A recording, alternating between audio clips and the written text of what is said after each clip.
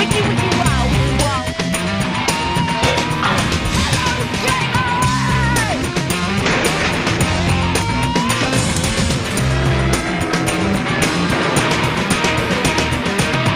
Beware, Howard. Hello, and welcome to this week's edition of Bits. Coming up, we've got some seriously caustic views on Formula One and motorbike sims. Boof is divided on Worm's World Party. And Space Invaders claws its sorry ass back onto our screens. But first up, here's Alex with the latest from Duke Nukem. Get your chaps on and bend over, buckaroo, because the Duke is back to call Daddy. Set the mood music on high, dim the lights real low, and don't forget to press record on the camcorder behind the two-way mirror, because it looks like you've got another night on your own, sitting on the couch with your hands in your lap. Get ready for action with Duke Nukem, Land of the Babes. What's shaking, baby? The man who means machismo, the poster boy for Misogynists Anonymous, Dolph Lundgren, after 15 hours in the sweatshop, the Grand Duke is back, waving testosterone and titillating the titted babes of the page 3 future of the Earth. Quite some time from now, horrid alien pigs have exterminated all the men, leaving Daisy Dukes at the mercy of 3 Mile Island sewer rejects. Being pathetic, they freak and build a time machine to bring back the only person who can save the day. Duke, the hot-blooded nuke. That's one way to spank the monkey. In the grand tradition of producing a shed-load of pap for as little money as possible, the Duke keeps pumping out what he's always done best. Boobs, brawn, and, amusing commentary. The latest in the console travesties is Duke Nukem, Land of the Babes. 3D Realms has obviously not paid attention to any graphical advancements since the Meat Time to Kill. They're looking at their product through a hefty pair of beer goggles. We require more than comedy pixelated squares of Crayola number 7 red flowing from a severed jugular to satiate our hunger. Similarly, we expect more from the 26 levels than rip-off puzzles and simplistic objectives. Want to know what to do? Move around and see which wall flickers. Blast it. See a bad guy in a room?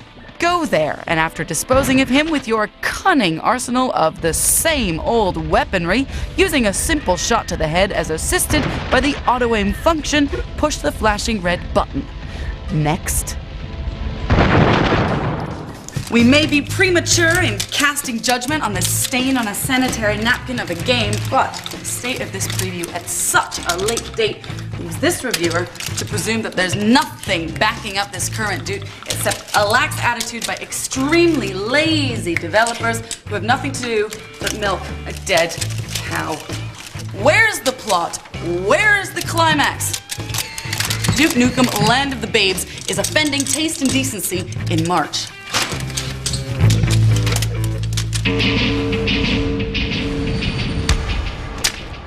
The console wars are hotting up, with recent news that the big butch bully of the playground, Microsoft's Xbox, will be launched in Japan and America this September. But we Brits will have to wait until March 2002. You're probably all gagging at the prospect of playing on a console which looked like it just stepped out of Woody Allen's sci-fi piss take Sleeper. But as we revealed on Bit ages ago, this would simply not be the case. No, our fantasies have been crushed by yet another dull design of a black box. Sort of. In reality, it's a big, beefed-up brick of a console, but it is supposed to be 3 times more powerful than the PlayStation 2.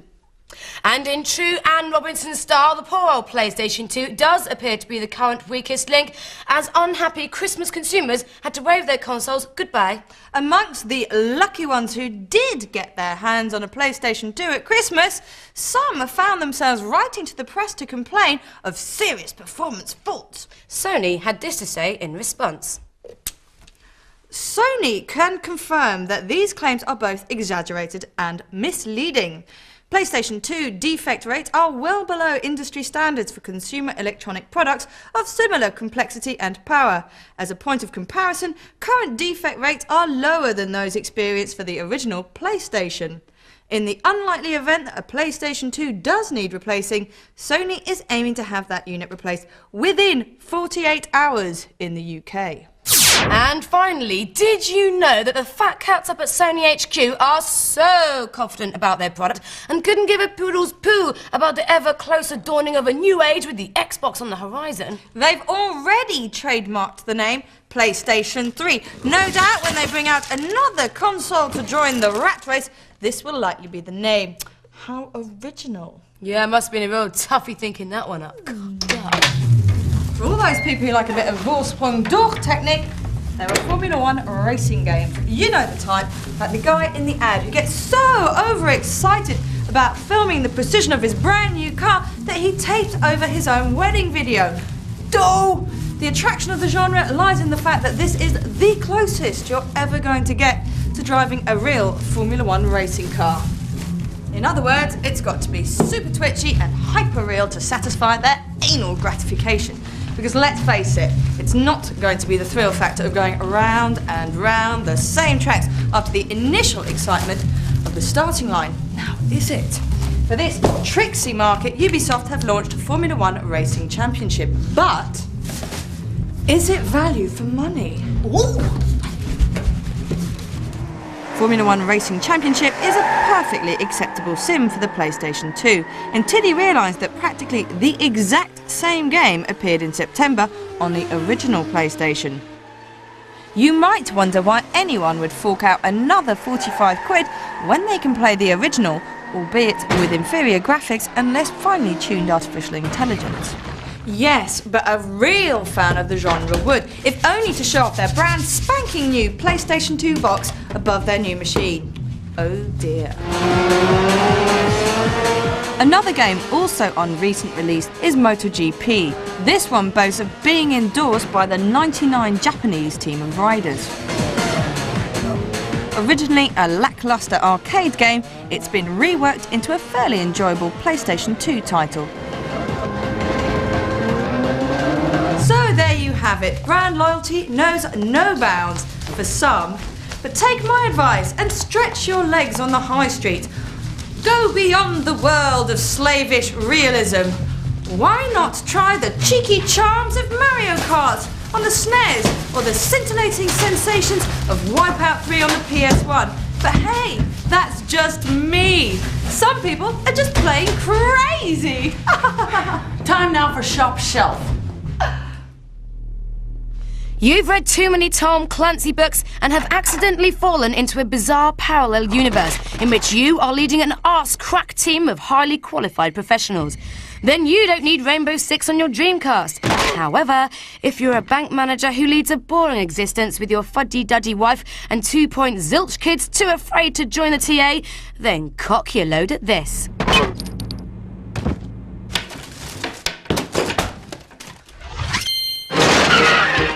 Bored with Final Fantasy and too scared to go online to test out any of the other available RPGs? Then grab Grandia for the PlayStation for a tenner. Not the best looking game, but what it lacks in graphics, it makes up for in depth.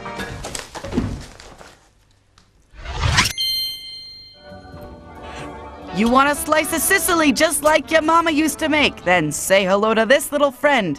Pizza Connection 2 for the PC. A pizza game might not sound much until you add a slice of jealousy, a sprinkling of corruption, crush some gangsters into the mix, and add a melt of bribes and bullets to taste. In true mafioso style, you're fighting with everyone trying to smash up rival pizza restaurants. If you like extra toppings and a bit of cheese in your crust, this one is for you. Bada bing, bada boom.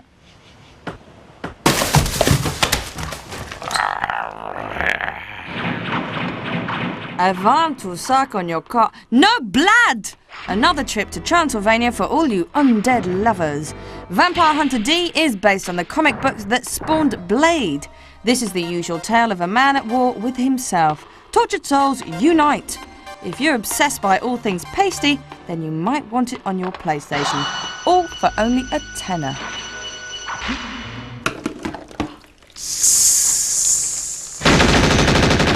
If you have more dough than you know what to do with and haven't yet wangled a place on Robot Wars, Then put out and strap on a copy of the futuristic, full-price mechanoid madness that is MechWarrior 4 Vengeance. This metal Mickey is number 16 in the Battle Tech series and has upped the action ante. So place your bets on the nuts and bolts. It's out for your PC now. Last week we consoled the Control Freak with a few gratuitous shots from Kessin. This week's prize number is a different kettle of fish. Indeed. Dear Bits, everyone calls me a touch slow. It's not that I don't have lightning-fast reactions or great hand-to-eye coordination or anything. I blame my continuing defeat on Quake 3 Arena on my slow Dreamcast connection. Somebody told me they were playing on a 56k modem instead of the bog standard 33k. How is this possible? Well, it has been brought to our attention that some sneaky hackers have been fiddling with their Dreamcast and upgrading their modem from 33 to 56k. But before you start drooling like a dog, remember that this is only going to improve your connectivity to surfing the internet. It's not going to make your online gaming so fast that if it was a cake, it would be called a scone. If things are getting you down, don't run to the chat rooms crying. Send your complaints on a videotape to us. Or if you're feeling a bit more creative, why not send in your own game reviews? Find yourself a game. Get yourself a video camera. And then tell us what you think. We'll cut it together here and make you your own mini review for broadcast on Bits. To find out more about sending in your tapes, go to our website at www.fullater.com/reviews. One last thing. If you're feeling a little bit more profound, maybe, you could always send us something rather interesting like a Dean here. Oh, to be Emily's bogey, to be so close to her without anyone seeing, to feel her tug at my very being. On to her dainty digit, I do stick, resistance is futile as she commits bogey-side. There is no escape from a fingernail so slick. And as she picks and flicks me over onto the floor, I land next to her toenail clipping from the previous night before. I stare up at her vacant nostril, gloating, glaring, laughing at me, and I sigh. Oh, never to feel her breathe on me no more. Love, Dean. Poetry, pure poetry. Join us after the break where Emily will be getting very Larry with our top 5 Hellraisers. No, there's no need for words, Snake. I'm psychopathic. That's right. And the nun says, not even if you were Jesus! You know you're watching Bits, and we've got a great show for you tonight. We've got Space Invaders and Gran Turismo 3. How'd you fit 4 elephants into a mini, eh? Hey, two in the front, two in the back. How's that for invading space? You crazy people, you've been a great audience. But first, put your hands together for a warm welcome for the magnificent, the magical Sigmund and Ray! Cast your mind back to those painful playground memories when nobody loved you, everybody hated you, so you took refuge in eating worms, you freak. Well, 10 or maybe even 20 years later, and little has changed. You and the worms are still partying away. But if you think about it, the worm makes the perfect geek. Chop it in half and hey presto, instant friend for you to unleash your unsavory obsessions with. Billy No Mates is history. It's time now to chop their heads off and squeeze their insides out on an international scale with Worms World Party. Oh dear. You lead your team of 4 wriggly warriors into battle in a last man standing style turn-based combat game in a bid to blow up the other team using a medley of often bizarre weaponry. It's basically missile command with worms and a sense of humour. It looks simple, it is simple, it's got people hooked, but it's pretty pointless in single player. There's no doubt about it, the game's strength is in its sociable style multiplayer.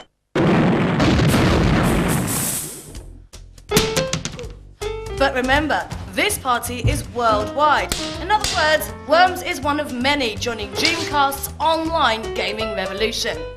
One thing, going online is a faceless sport.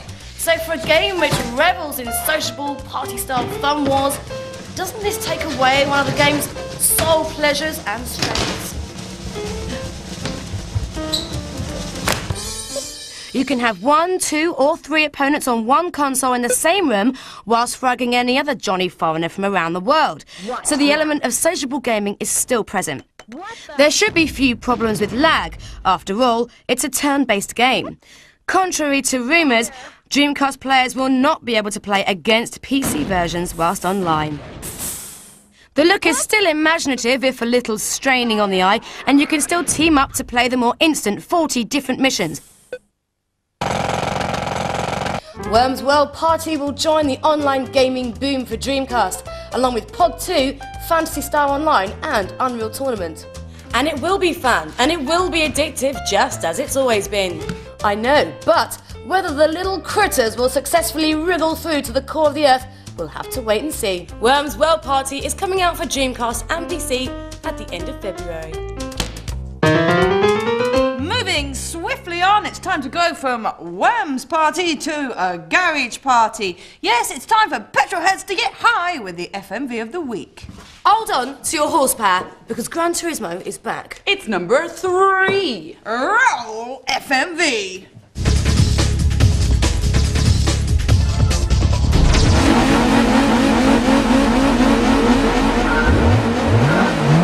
Come on, baby. Vroom, vroom, vroom.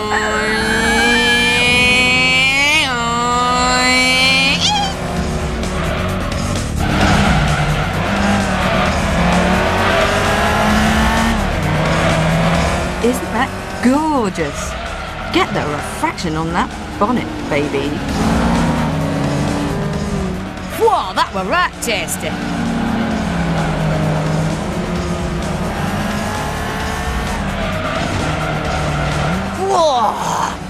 Unfortunately, that's all you'll see of that game for a while, as the launch has been delayed yet again. Yeah, you're not going to get your mitts on it until at least June or July, because they've delayed it in Japan until April. Ho-hum, but don't forget, if you've got some tasty-looking FMV that you'd like to get an eyeful of, nominate it via our website. Address is coming up after Alex uncovers the truth about Space Invaders. Last December, the world opened its arms and Area 51 to a new game called Stupid Invaders, an adventure story with a preposterous plot and absolutely nothing to do with the original Space Invaders. I love little baby chickies. Ooh! Served up with hot pig placenta. Yum. It's Ren and Stimpy meets Spaceballs. You and your game show-obsessed alien pals must escape from the ice ray of the evil Dr. Saccharin and his crafty assistant, Bollock. Though it looks fantastic and caused a ruckus at last year's trade conventions, the hugeness of the files made even the most ultra-computer feel like a bit of a clunker. But it does offer us a far too tempting opportunity to turn back the clock some 20-odd years. Hello. The invaders are the Space Invaders, born out of a weird Japanese businessman's dream in the early days of the coin ops. They descended upon Japan in 1978 and changed the course of history forever. They caused financial shortages in Asia, they inspired a really shit film, and now they're haunting our TV sets. You cheated, man! I was talking! What are you doing? Space Invaders has infiltrated the human psyche. The simple of the aliens approaching our hapless, peaceful planet is one of the most recognizable sounds of the 20th century. But it wasn't all smooth sailing for the little green men from outer space, though they were the first to break into the ice cream parlor market and out of the dark, dingy back rooms of God knows where. The Bible Belt of America had a few things to say about that. In fact, the citizens of Mesquite, Texas actually took Taito, the developers, to the Supreme Court. But of course, they had really good reason to, because it was wreaking havoc in Japan. Now, it was an instant success there. The country ran out of coins. One little girl was actually arrested for stealing upwards of 3,000 pounds from her mother's purse just to feed her addiction to the game. There was pillaging, there was looting, there was thieving, all for the love of a big, bleeping box. But is all this nostalgic pap? Does anyone really care? Enter those denizens of suicidal intentions, Radiohead, and their antidote, the Samaritans. Only take one with the other for good results. Granted, it was the first game in color, but the color was actually taped onto the screen. So underneath it all, the aliens were simply black and white. Now, Space Invaders is in its 20s, and it's spawned a plethora of pretenders, a mountain of mind-boggling merchandise, and a ton of tribute bands. And of course, the movie, Space Invaders. Game over? Not quite yet. Unless you happen to be a spoiled offspring of a rock star with a serious case of PMT, then most of us can actually resist the temptation to totally trash our rooms in a fit. Yes, we mere mortal humans rarely get to exercise those demons or express our violent sides. So we've gone out in search of the most unadulterated, pure forms of rage, satisfying, yes, our top 5 Hellraisers! If there's one game which revels in non-stop disrespect to one's surroundings, it's got to be Crazy Taxi for the Dreamcast. It's a peaceful sunny day in San Francisco and then boom! Driving into the relaxing public, enjoying a dry martini out in the open, you knock them out of the way, taking the parasol with you. But just to overdo it that much more, they've painstakingly programmed the parasol to just keep on rolling. Nice touch. Good job! In Metal Gear Solid, Psycho Mantis is so called because of his psychic powers, but he's also a bit radio rental. Check him out as he whizzes round the office having a bit of a fit. Work rage never looks so cool. Oh, to be invisible and a superfly ninja guy. God creates man, man creates God, man becomes God, thus man destroys God. Or something like that. Ah, the joys of megalomania and courtesy of black and white. This grab and chuck 'em up is a free-for-all carnage fest. Power Stone 2 for the Dreamcast is a beat-em-up meets platformer meets adventure. Grab the nearest thing to you, be it chair, table or innocent granny, and throw it at your opponent with admirably devastating results. Messy food fights rock and do wonders to remind you that you need never grow up. Perhaps not the most obvious of Hellraisers because everyone thinks she's Little Miss Perfect. But has anyone actually stopped to think about what she's actually doing? Our Lara storms into sacred resting places, nicks precious artifacts, and blows up as many endangered species and large precious vases as she can. In other words, she's a typical Brit abroad. She's an embarrassment to our already soiled reputation. She'll be asking the Gorkon for egg and chips next. Say wanker! It's competition time. And this week we've got Kitty, the techno kitten for you to play with. All you have to do is answer this simple question. Comic books! We love them! Who doesn't? Who hasn't dreamt of being a superhero or a superheroine at some point in their lives? Well, in an unprecedented bout of vanity, we three have come to dream of being a superheroine power trio. What we need from you is characters, costumes, and superheroine names. If you can help us out, then send us your thoughts in an email or reward the best suggestions with a prize. Send your answers in via our website at www.forlater.com/bits, and this pussy will be purring for you.